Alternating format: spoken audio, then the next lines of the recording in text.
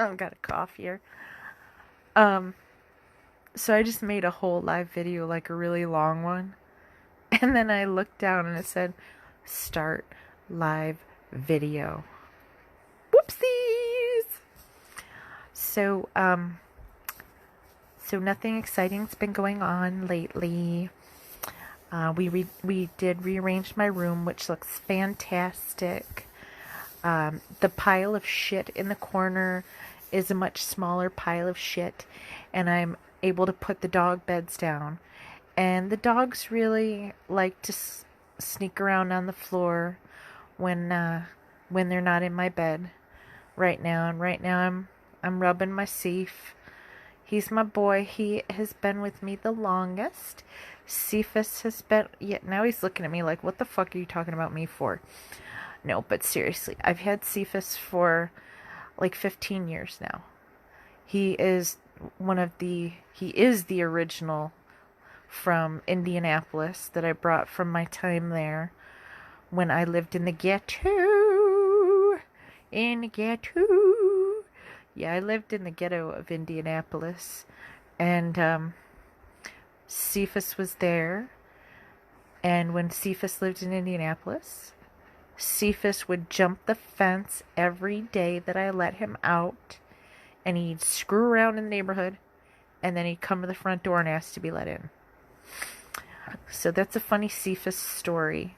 Cephas, when we moved to New York, I originally had him tied up in the yard, let everyone roam free because I was afraid Cephas would jump the fence here. But he did not. And I attribute that to my father. My dad, for those of you who don't know, I try to remind him of this. My dad has this aura of kindness around him. Animals know this, and animals love him, and they are drawn to him. I've always been jealous of that. They calm down. We had Simon, who hated women. I found that out the hard way. I didn't know he hated women, but he bit me a few times. Even though I wasn't doing anything to him, which was really sad because he was a beautiful dog. And I don't know what happened to him before I got him. But I brought him to my dad, and Simon just sat down in front of him like, hello, God, I love you. And Dad could pet him, cuddle him, and Simon was a whole new dog. And towards the end of Simon's time with me, he would let me pet him, and he would let me cuddle him. I wouldn't cuddle him that close because I didn't want to get bitten. But he was a good dog, and I was really glad that I was able to help him out with that. Another thing I've been thinking about lately, I've been watching all my friends out reenacting.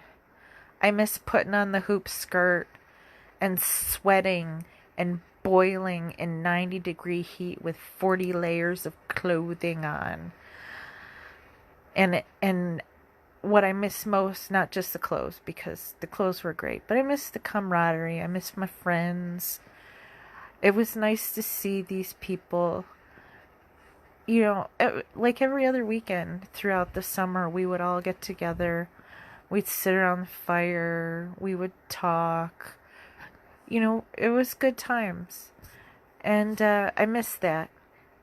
And I wish I could get back into it, but ain't no one putting that shit on again. I do still have my favorite ball gown. Miss Patricia, if you're watching it, that would be the red ball gown.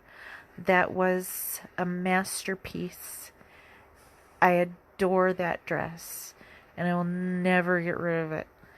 Maybe I should wear it for Halloween this year. Maybe I should. I wonder how it would look without tits. I'll have to figure that part out. Maybe I'll have to stuff it. But I've just been reminiscing lately and feeling nostalgic. And I've been missing my grandparents a lot too. Grandma and Grandpa, Nani and Papa. Had a lot of good times with them. Well, anyways, that's the Xanax talking. I'm finally able to go to sleep. The dogs have finally passed out. I actually cannot fall asleep until my babies are settled. Not just because I want them to be calm and settled, but because if they're not asleep, that means they're walking on me and moving and pushing me to the edge of the bed. One of these days, they're going to push me right out the damn bed, and my brittle bones will break. And that'll be super fun. But thank you for watching me as the dog, because I look like hell in bed right now. And I wish you all a wonderful evening. Yeah, I wish y'all a wonderful evening. Peace out, y'all.